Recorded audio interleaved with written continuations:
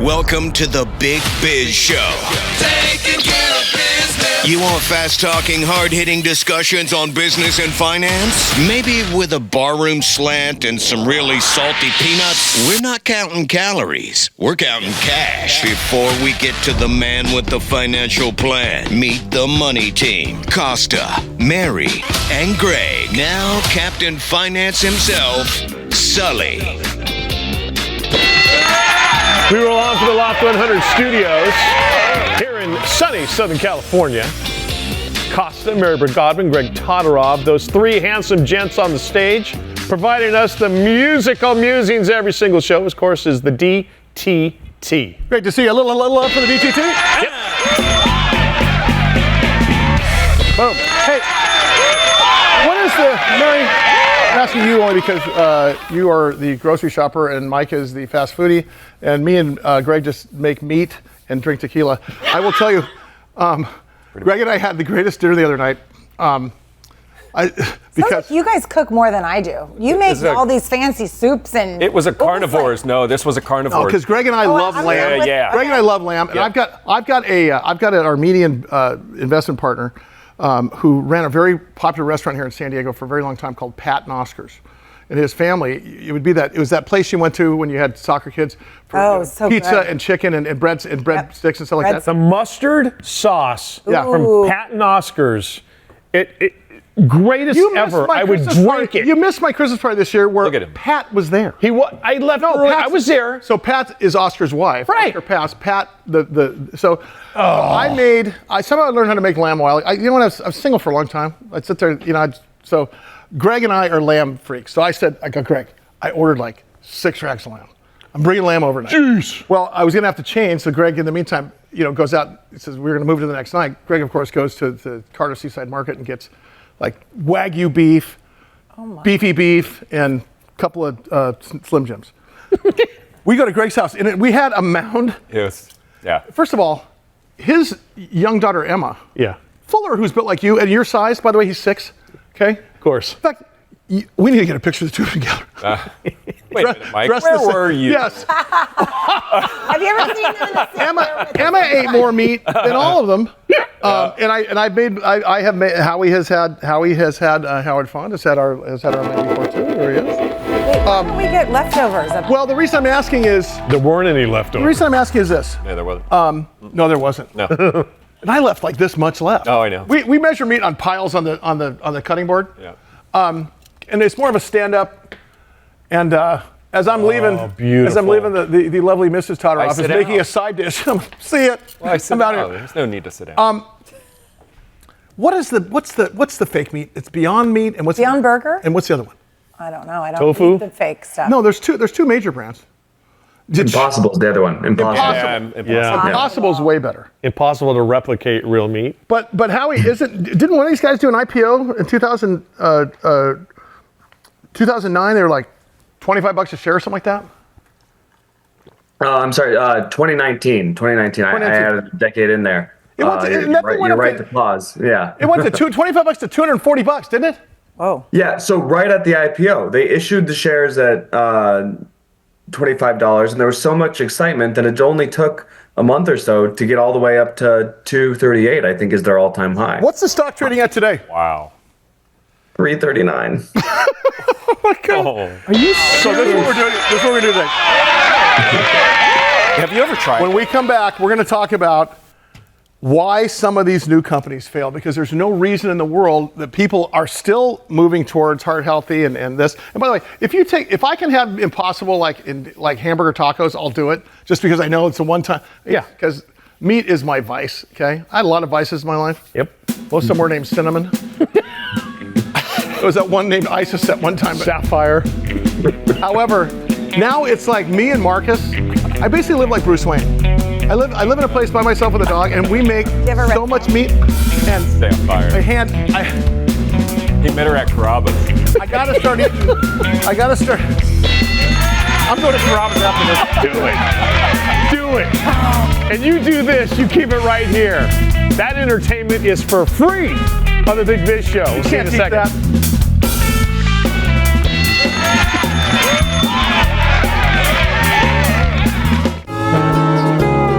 Loft 100 Studios, the Big Biz Show, and our affiliates and our hosts are not registered investment advisors or broker-dealers. Our show hosts make no commitment that the purchase of securities of companies profiled or otherwise mentioned in our programming are suitable or advisable for any person, or that an investment in such securities will be profitable in general. Given the nature of the company's profile and the lack of an active trading market for the securities, investing is highly speculative and carries a certain high degree of risk. We profile selected publicly traded and privately held companies on our program. Most of these companies that we profile have provided compensation to Loft 100 Studios and its hosts for the profile coverage. From time to time, we sell shares of the companies profiled in the open market that we receive as compensation for coverage of client companies. But never sell stocks if we are speaking about interviewing or covering a public company who has paid compensation. Specific questions on compensation can be obtained by contacting producer at sullyentgroup.com. Listeners should verify all claims and do their own due diligence before investing in any securities mentioned on this program. Investing in securities is speculative and carries a high degree of risk. We encourage our investors to invest carefully and read the investor information available at the websites on the Securities and Exchange Commission at sec.gov and or the Financial Industry Regulatory Authority, FINRA, at www.finra.org. I like it. Hey, is that a rescue plane?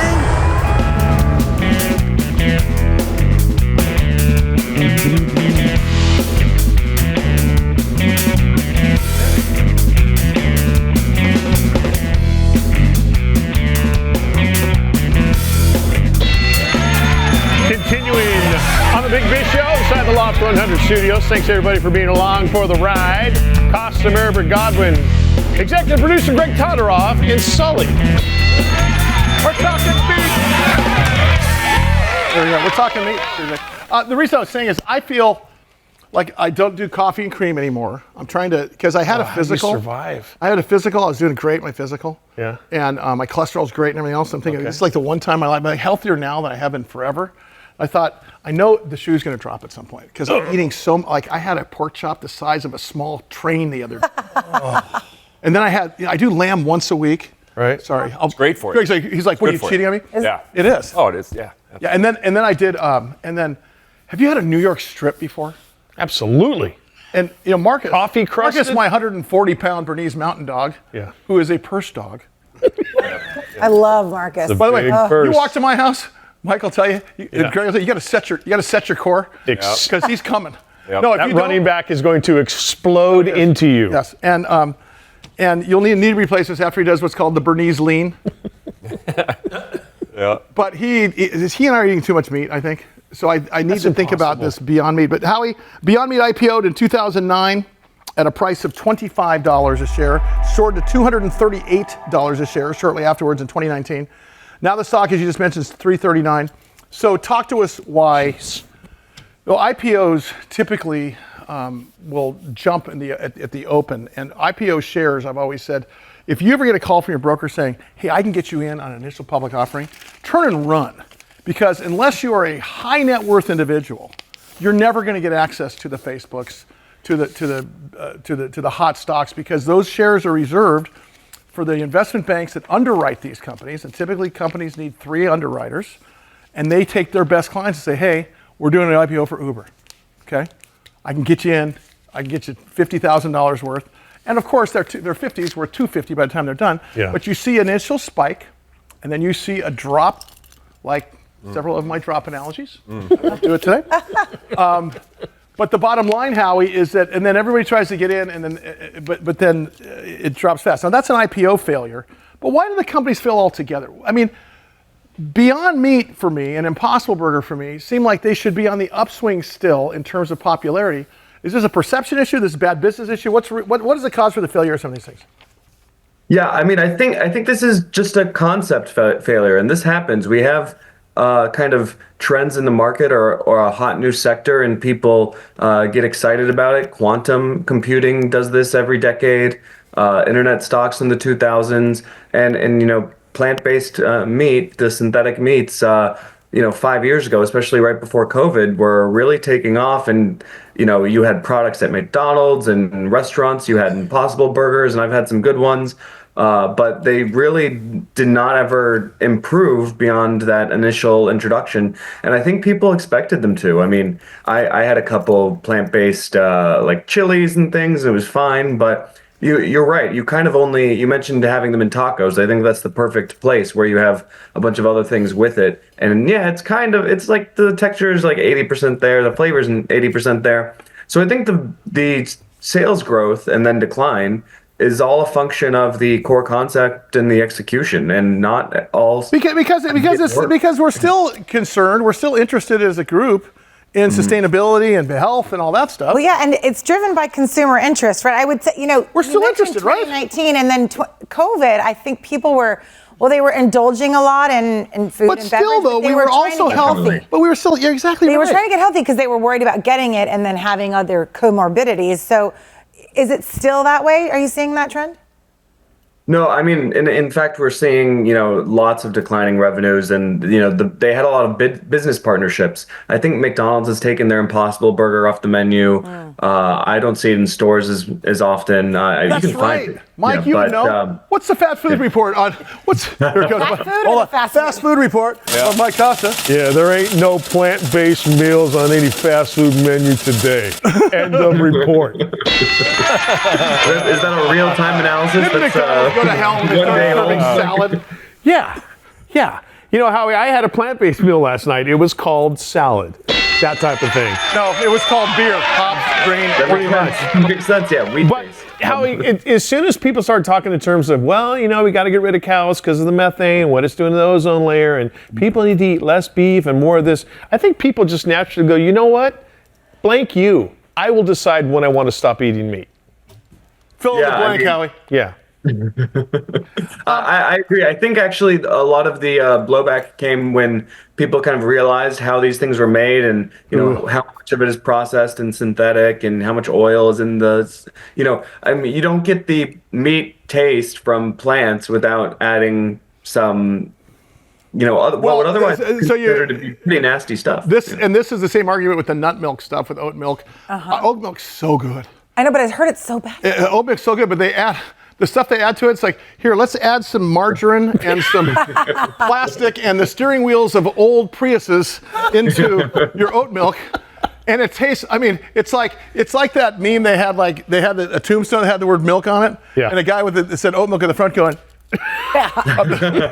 and the thing, because it's the process thing that I think is getting, because if you think about it, like all of us, and companies do this all the time. Look, we tend to lament our losses 3 times more than we celebrate our gains, except for when it comes to money. And when you get all of this money in, IPO, we're the greatest, you think it's going to last forever. And it rarely lasts forever. And now, of course, they spent too much. They tried to do all these other, products instead of sticking with what they knew. And now they're facing financial challenges, Howie. And they got big financials beyond meat. Is reporting declining revenues, and now they're restructuring. When they say restructuring, what's the next word? Chapter 11 is coming. Yeah. Talk about that. That's effectively it. I think there will be a larger market. It's set to grow. There is demand, but these first moving companies. There were a dozen search engines before Google. There are going to be new plant-based companies, or even, Mike, you said there's too many cows. There are companies exploring just making, growing steak, like not growing a cow, like just growing certain cuts. So things like that will be actual meat, and that'll probably be closer to what we end up with in the far-flung future. So what are the future prospects, Howie? Because when you put here, Howie, the market's projected to grow by 2030 because of sustainability and health trends. Isn't that the same thing we had that isn't working? What I'm talking about is actually, the actual execution of the certain business ideas. So when we talk about, this IPO not working, the IPOs being dangerous and risky, the stock going up and then falling precipitously, that's just saying this fundamental try has not worked. We do demand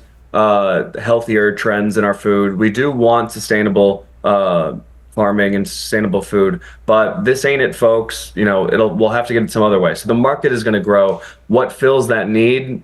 Who can say? Probably not beyond me. Yeah. I have to agree with that. Howard, thank you so much, and I will be going out. Me too. Once again to Meat Town in San Diego. Howie's going to be in town in a couple weeks. Yeah, buddy, I'll make you some lamb. So, all right, keep it right here. Lots more to come with the Big Biz Show. As always, thanks for being with us. See you in just a second.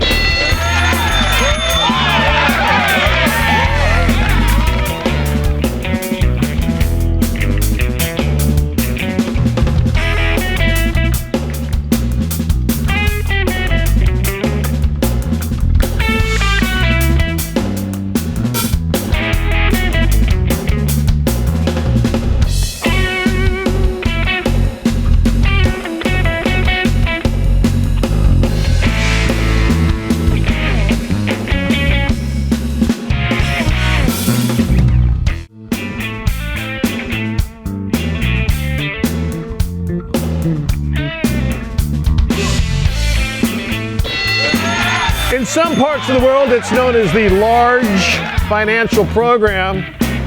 Most of the world knows it as the Big Biz Show. We roll on here. Costa, Mary Godwin, Greg Todorov. The great band you hear in the background, of course, is the DTT. That's exactly right. Brought to you by Prudential. Let Prudential be your rock for retirement. Also brought to you by Bayer Advanced, better science, better results. Starbucks Coffee, a little company you may have heard of before. And of course, let's not forget Bloomin' Brands, their fine family of restaurants, Outback Steakhouse, Carrabba's Italian Grill. I like when there's two Carrabba's next to each other. So if you see two Carrabba's on the corner, take a picture and send us a picture of your Carrabba's. Your favorite Carrabba's. I love Carrabba's. Do you remember their? I can't even. I'm like working with fifth graders. I'm bringing you back. When you think about it, you can never have too many Carrabba's. You can't either. And if you're lucky enough to have newer construction, newer Carrabba's restaurants, younger Carrabba's in your neighborhood, it's awesome. It's awesome. The more the merrier is what I say. Pretty much. We're editing that. I'm just using some. I've quit like 4 times. I'm using some of Russ Tedale's humor. Russ used to always love the spokesperson for Carrabba's, the German wrestler Tucken to Knudsen. Where is this show going? Christy, help. Mr. Scam Man, bring me a drink. Steve JJ Weisman's here. That's your favorite. Mike, you want to laugh him on? Hey guys. How are you, Steve? Great to talk to you. Steve JJ Weisman. Sorry, keep it classy. You say laugh him on? Yes, I'm going to. Scamicide.com is his website, and he saves people gazillions of money a year with all the damn scams out there. Hey, Steve, what's interesting, when I met you, I can't remember what year it was, when you wrote the book, The Truth About Avoiding Scams. I'm going to say this is probably 15, 20 years ago. You were on top of scams then because our technology sector was starting to bloom, okay? And then we started bugging you about doing a scam of the day and scamicide.com and so on and so forth. Has there been any ebb and flow in the amount of scams, or just as we mitigate one, the next one comes? Because when you look at your website, scamicide.com, and I will tell you, I've learned a lot of things from Steve, and I'm not kidding when I say this.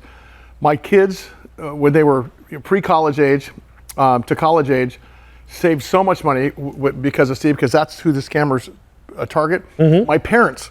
How many times have I been stuck in Costa Rica, Steve, where my mom gets an email saying, right, and now, but then there's also the tip that if you see an email come across, there's a typo, or always check where the email's coming from. Even if it looks like it's from the IRS, IRS never sends emails, by the way. Nope. Or if it looks like a good B of A.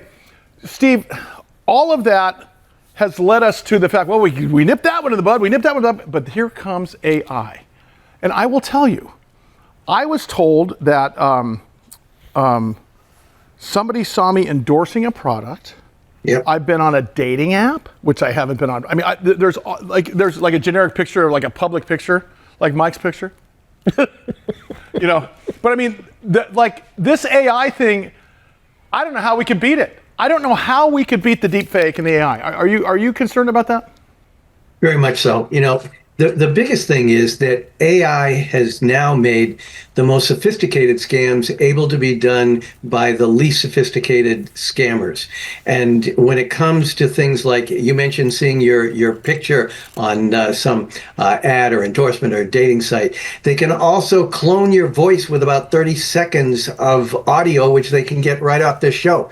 And so it will look and sound exactly like you. You know, my motto was, one of them is, trust me, you can't trust anyone. And with AI, it has made all of the scams so much worse, including, you know, you alluded to the grandparent scam. You know, before it was bad enough when they would get a call in the middle of the night that was purportedly from the grandson or the granddaughter. But now it's using their voice. It's sounding exactly like them. And it's also harvesting information from the internet to bring up other things in the discussion to make it sound legitimate. So AI it's the solution, but it's also the problem. You know, what's interesting is I don't really worry about, I had someone actually come up to me, one of the Love Your Show type things. I was in a grocery store or something, and the lady and her husband were very gracious, but she's the one who brought up the dating site thing. And I'm not worried about that because they're not gonna make any money off me. But I am worried about when Mike shows up and Greg show up and it's not you guys, and you gotta explain to your wife, or you gotta explain to your significant other, that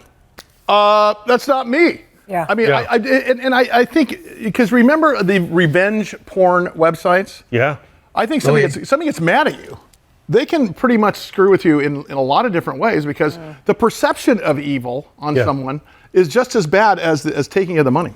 I have multiple affairs now, but I just tell my wife, what am I going to do? Steven, JJ Weisman, you know the best part about being on TV and radio, though? Is that you can rob my house because there is where I am at all times. Totally. The funny part is like, okay, where I was where? Yeah. Pretty sure. Anyway, so Scamicide is the website, SCAMICIDE.com. Hey, Steve, I actually do think about this, you and this segment and this topic all the time, especially with emails. And your kids, too, would do wise to visit that every day. I'm not kidding. And I want to talk to you because we're heading into tax season. So are there new scams we need to be thinking about right now? I'm sure that there are, because to your point, so much of our information is online now. And so it seems even more available for people to take our identity. Yeah, you know, tax season is a big time it's scam season. And, you know, as Sully was indicating there, you know, there are people now that are, what they'll do is they'll contact you indicating in a text message or an email, it's from the IRS. And, you know, now there's some money that you're entitled to, and you just have to click on this link, which will download malware. The IRS, as he said, is never going to email you. They're never going to text you. So you can just ignore those. You know, right now, online IRS accounts are a good idea to get. It can help you in getting information. But here again, the scammers are out there to help you. I'll tell you the biggest thing you can do to protect yourself from income tax identity theft is get a PIN.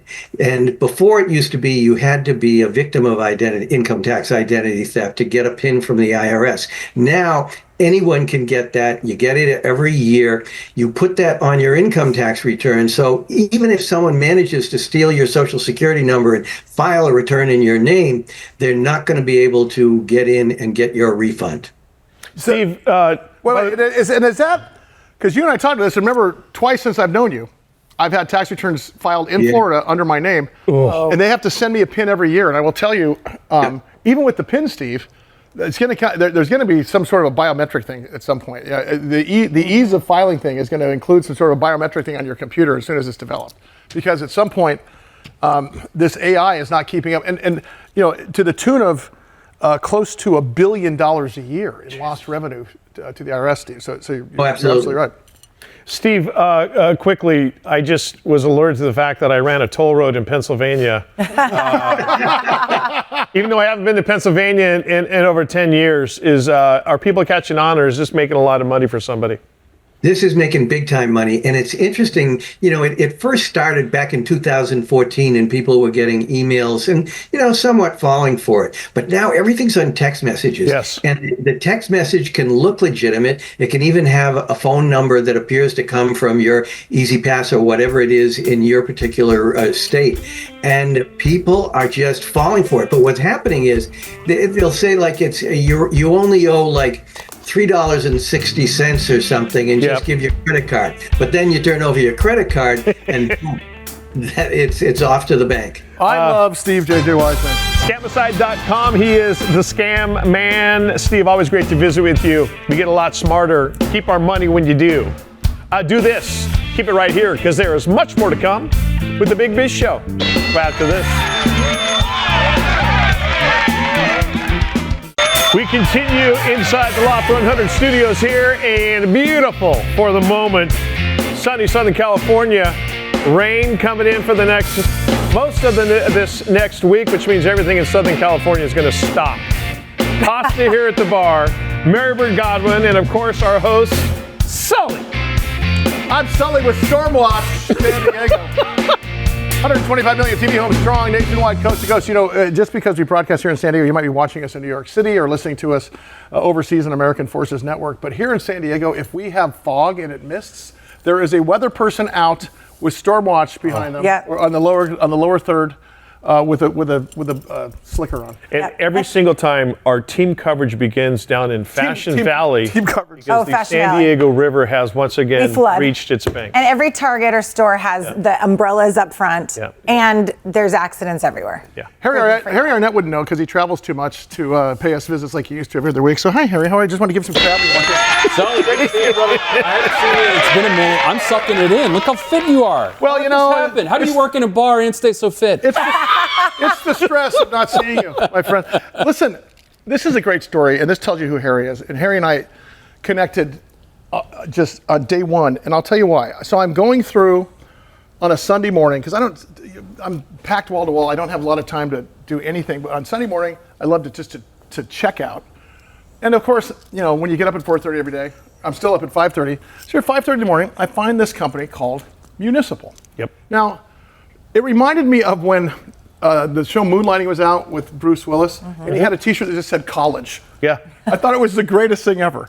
Moonlighting, how old is your audience? Who's going to even get that reference? Half the crew has no idea what he's talking about. But the point is, when I saw Municipal, I thought, it just says so many things. So I see a hoodie.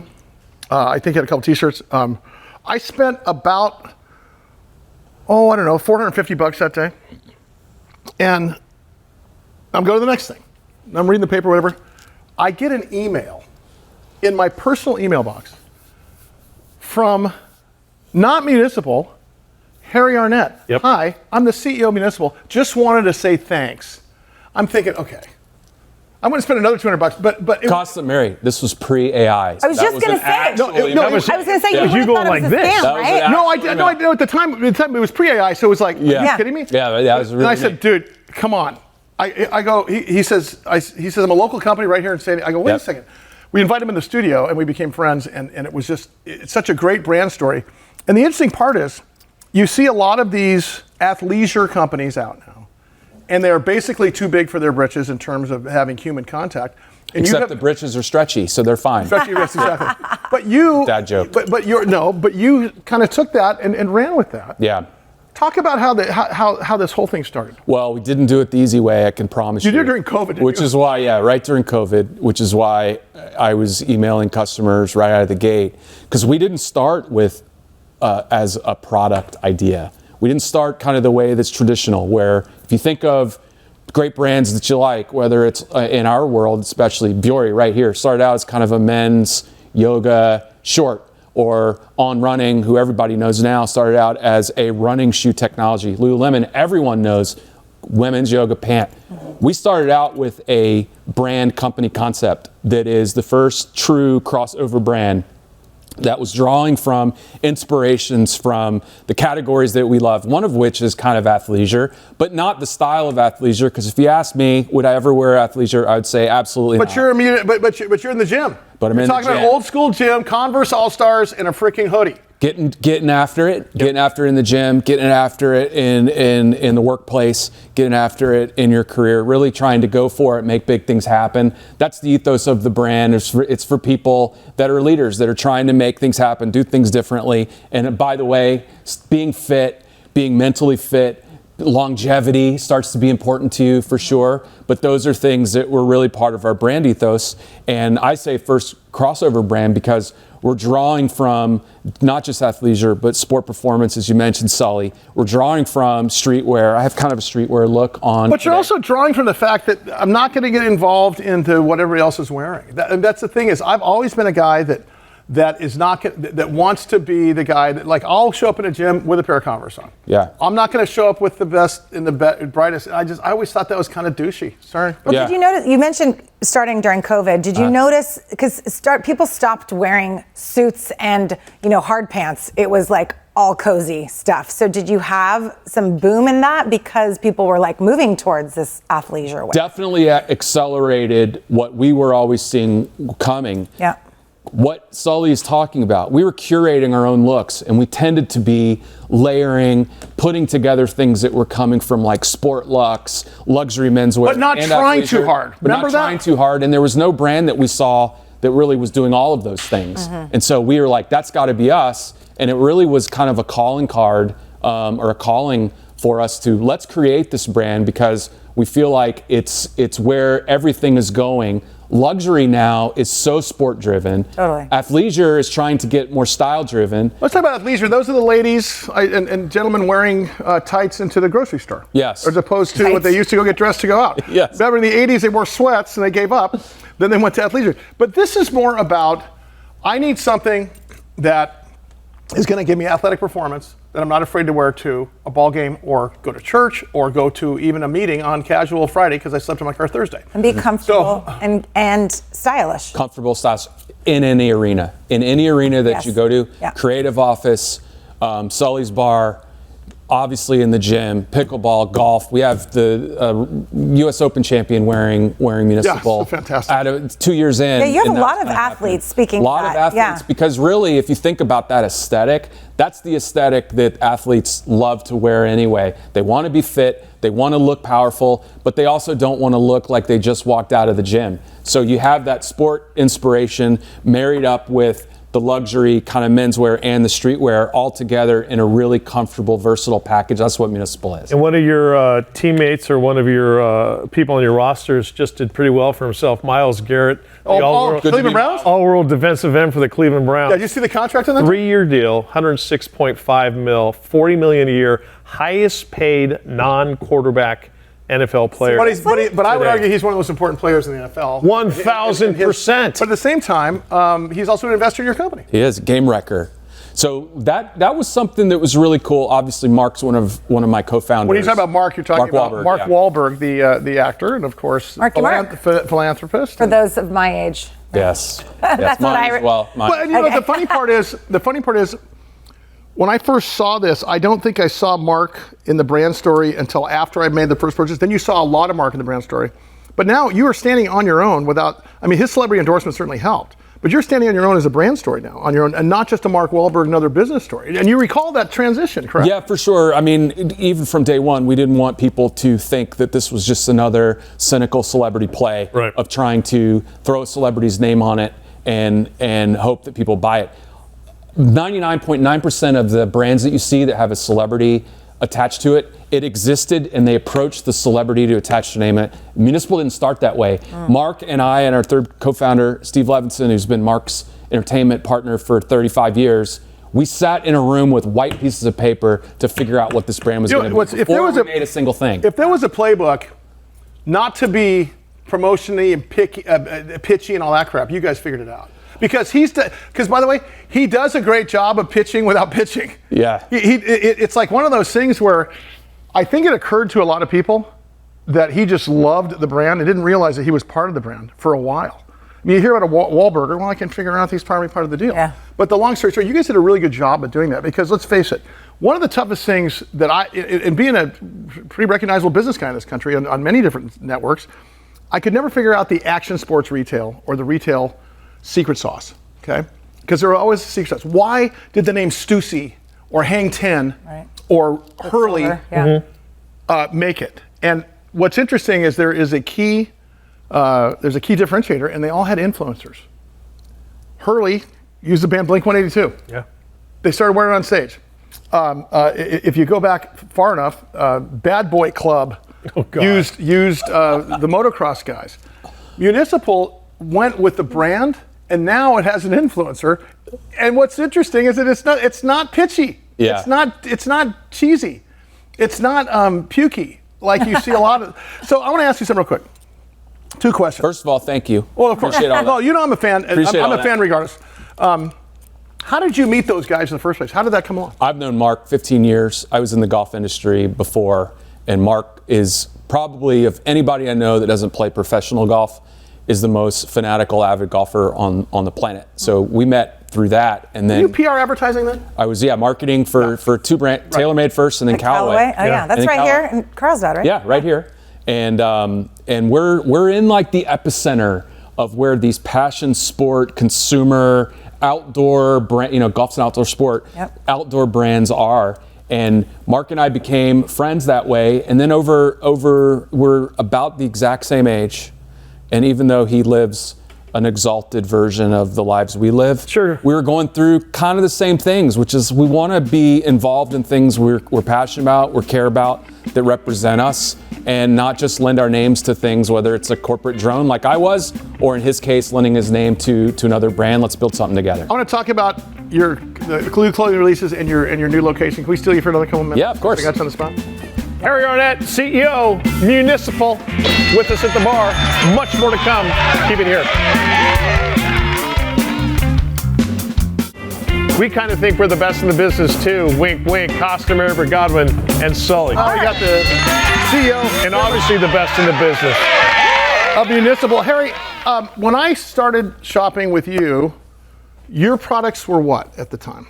What were you guys offering? What were your products offering? It was the first core capsule of what we thought this concept was, which was, again, a crossover concept pulling from all these different inspirations that really had we really wanted a broader demographic than what typically you would do when you launch. So we really wanted to be the favorite brand of young people, old people, like, I don't know, some of our consumers back then, I won't name any names, and everywhere in between. And then the second thing that we wanted to do that's really different, I think, is we wanted it to defy geography some way. So we didn't want people to look at us as like, oh, that's another SoCal brand, or that's another Northeastern brand.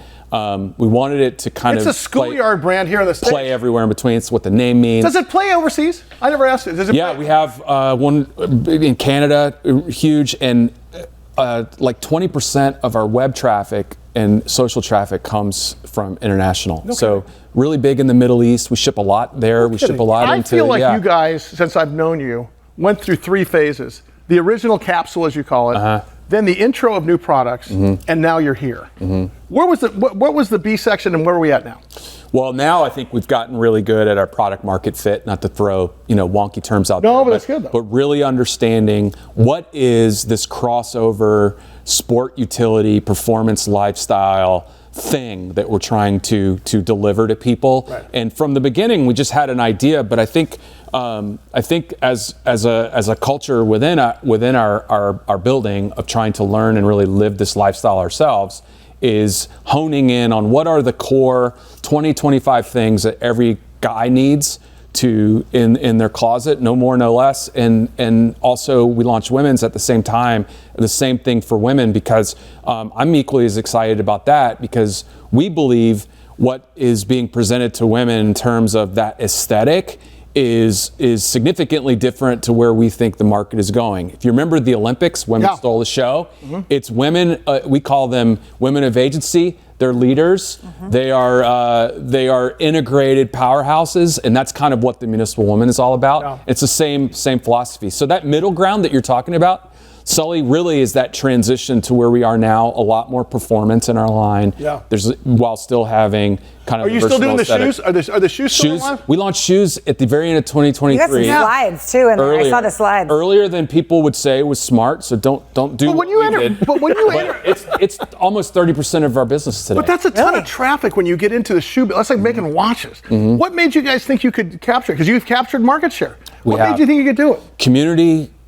really focusing on the municipal community. So you had to on-ramp with this to get to there. Yeah, and really kind of understanding who those people are and the personas and what they need, and the compromises that people felt like they've had to make, where you can have really comfortable things, but those tend to be really ugly and not very high quality, or you can have really high quality things and those tend to not be very comfortable. So we entered into the market with things that were performance, comfort, and quality and style at the same time. What's your number one seller? Do you have one that's like, oh, that we can't keep that on the shelf? I'm wearing it. It's the hoodie. I'm wearing it. Okay, gotcha. I need one of those. Gotcha. Right now, man. Our samples are in the lobby, right? Yeah, I brought some stuff, as I always do.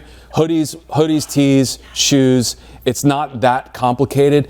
Which is why the success story, right? Yeah. It's not that complicated. Not that complicated. It's funny to me too. I'm going to get on do you have a soapbox back there? Yes, he does, of course. Yours. It was alarming to us how quality and the value proposition in our space had been eroded over years. Over just glitz, over sequence, over honestly. Stuff. Yeah. And so entering into it with just a pretty lunch pail-y philosophy of let's make the highest quality product that people feel like is an incredible value. That doesn't mean cheapest. We're a premium brand, but people are comparing us to luxury brands, and we certainly are more accessible and luxury brand while bringing a lot more quality than what's in our space. All right, can I put you on the spot? Yeah. What? Well, I've Have watched you noticed these two guys almost sound identical now? I watched a little break. Trust me, I'm sitting I watched here all this show. day. I watched this show religiously. How is BS stereo for you? Before I watched him and Rusty Nails, and I watched it religiously before I became a member. I'm going on 5 years now on this wonderful program. It's always great to have you. The door is always open to you. When are we going to get you in Mark and studio together? Oh my God! We've never asked. Okay, hold on a second. Wait, I'll be the jerk. Hold on. I'll be the jerk. Stand up. Have I ever? I've never even brought it up before, have I? No. I respected that That's right. because the D-bag over here is like, what's more coming in? Don't you miss 100% of the shots you don't take? You do. The point is, but I'm more interested in the guy with the brand story here, because at the very beginning, my connection is with the CEO of the company, who reached out to me.